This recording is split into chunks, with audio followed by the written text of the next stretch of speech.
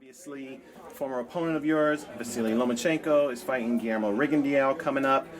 How do you see that fight playing out? Is the weight going to be too much? Does that even matter? Like, I what do you don't think think it matters at all, man. First and foremost, let's really go back and replay some things. I can't take nothing away from Vasyl Lomachenko from what he did as an amateur. But when it comes to him being a professional, no one paid him any attention until he fought Mr. Gary Russell Jr. If you want to be 100% honest about it, you know, and he fought a watered down version of Mr. Gary Russell Jr. It was a lot of things that took place in that fight. Any of the true fans, that's fans of mine, when you seen the fight, you didn't see any real speed, you didn't see any real punching power, you didn't see any energy, you seen none of that. I was 100% flat.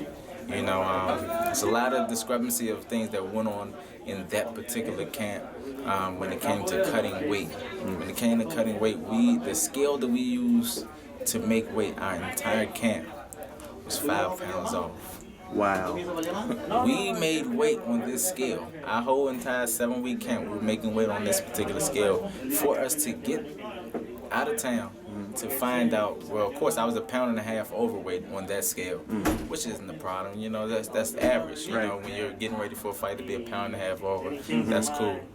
To actually get on the trial scale the day before the weigh-ins to find out that now you're 600 pounds heavy.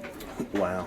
You know, and you're faced with an option. Do you say, hey, do I cut this weight, you know, and risk feeling weak? Or do I say, you know what, I'm not going to do it at all. I'm not going to cut the weight, take the fine, and whatever the situation is. So we chalked it up as men, and we fought real hard. I'm 100% warrior. In the physical state that I was in, I didn't feel as though I was able to shadowbox 12 rounds. And for Vasyl Lomachenko to not be able to stop that fight, and for it to still be a split decision fight, speaks volumes. He got a Christmas gift. He needs to take it and run with it. I honestly feel as though that Rigondeux will win the fight. I don't care who wins, to be frank. He can lose his next 10 fights. And Mr. Lomachenko, before my career is over, he got to fight. Wow. Twice. Wow. Does that burn at you? That whole. Of course. Of course. None of my fights are personal. You know, I respect anyone that participates in the sport. You know, because it takes a certain type of individual within itself to be a part of the sport that we call the sweet science. You know, and it's never personal. Every fight that I've competed against and that I've lost in the amateurs, I always remembered. That made it personal. It's not for the fans, it's not for the media, it's not for nobody. It's something for me. I don't care if you lose, I don't care if you win. Before I'm done, I'm gonna break my foot off and that ass very, very bad. It's just that simple. Right. You know, you mentioned that no one was really paying attention to him until he fought you. Of course. Do you feel like the rest of his career since then has pretty much been built up off of that win because he beat Gary Russell Jr.? Of course, that's what society does. You know, I'm very astute and I'm definitely understanding of what happens, but it's okay. I need them to continue to build that. You need that unstoppable force, that nemesis. So it's okay. I would love for the media to continue to pump it and boost it. So when I break my foot over his ass, like I say I am, it's going to be even more rewarding. One last question about that particular fight. I'm just curious, do you think Rigondeux can potentially knock him out? And I only ask because a lot of people have said his power is very, very underrated. Whose power is underrated? Rigondeux's. I think Rigondeux's power is underrated. I think Lomachenko is overrated. I don't think that he has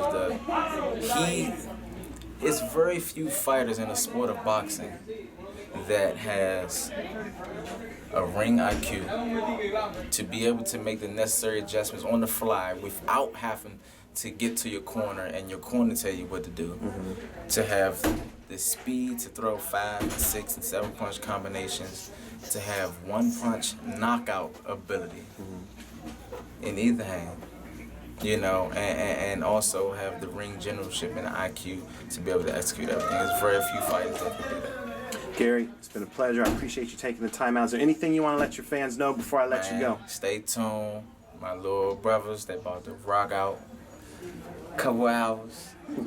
Fingers crossed. And literally, for people that don't know, it's literally a couple hours because this is probably the latest weigh-in I've ever been to. This is the latest weigh-in. It's completely ridiculous. I don't understand. People, they don't understand that they have these fighters weighing in at 6 p.m.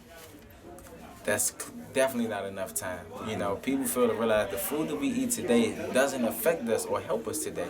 It helps us tomorrow and the day after. So for these fighters to be weighing in at 7 o'clock or 6 o'clock, by the time they eat, the food that they'll have in their stomach wouldn't be able to give them the nutrition that they really need from the food by the time they compete. It's food that's just sitting on their stomach. So best believe my little brother's gonna be digging to the body real hard. So if you wanna jump up and you wanna gain 8, 9, 10 pounds before the fight, we gonna make you throw that up. it's coming out one way or the other. And the Florida Commission gonna be mad because they're gonna have to pay someone to clean up that throw up. That's right. Y'all should have made them weigh in earlier. Yeah. Appreciate you.